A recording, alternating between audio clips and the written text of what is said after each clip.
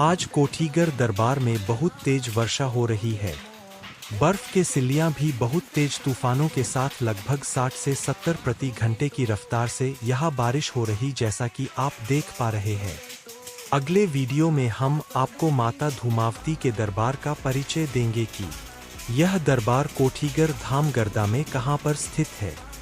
दरबार से और भी जुड़ी जानकारी प्राप्त करने के लिए चैनल सब्सक्राइब कर सकते हैं।